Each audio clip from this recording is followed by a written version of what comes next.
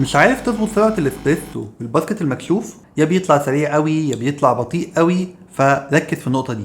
لو بتجرب تطحن البن طحنة معينة فالشوت بيطلع سريع شوية، ومجرد ما تنعم الطحنة دي درجة واحدة بس أو نص درجة فتلاقي الشوت بيطلع ببطء جدا أو المكنة اتسدت، فغالبا المشكلة في التامبنج مش في المطحنة ولا في درجة الطحن. لأن ببساطة لو المشكلة كانت في المطحنة أو في تجانس الطحنة ما كنتش هتاخد الفرق ده في النتائج مع تغيير درجة واحدة أو نص درجة. لكن ده ممكن يحصل لو أنت متعود تكبس البن جامد جدا بالتامبر زي ما أنا كنت بعمل، وهو في الحقيقة البن مش محتاج الكبس القوي ده.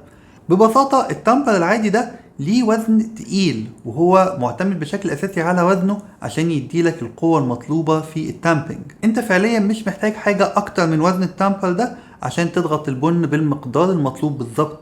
لو بس ظبطت درجة الطحن، فكيت التكتلات، سويت البن وحطيت التامبر بضغط وزنه بس، هو ده المطلوب. اي ضغط جامد عن كده هيكبس البن جامد فعلا وهتفتكر ان المشكله في المطحنه، بينما في الحقيقه كل اللي مطلوب انك ما تكبسش جامد.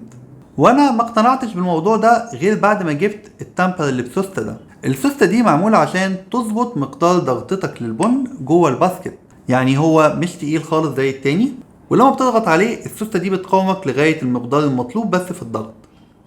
فلما تحطه جوه الباسكت تضغط كده خلاص. اخدتوا بالكم الضغطه دي كانت خفيفه قوي ازاي؟ ضغطه خفيفه جدا معموله بصباعين في الحقيقه. تخيلوا ان هو ده بس المقدار المطلوب فعلا لضغط البن. الضغطه دي لما جربت كتير مع نفس المكنه ومطحنه والميزان لقيت ان فعلا هي دي بس الضغطه المطلوبه. لو ضغطت اكتر من كده بقابل المشكله اللي اتكلمنا عنها في الاول، الاقي الاسبريسو بقى بطيء قوي في استخلاصه، ولو خشنت درجه واحده الاقيه بقى سريع جدا.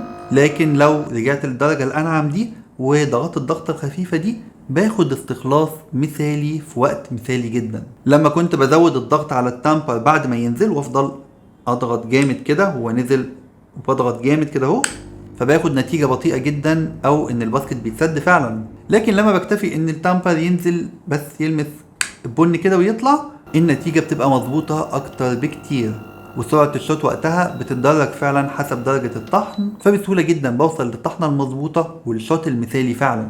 36 ملي قهوة من 18 جرام بن في 30 ثانية.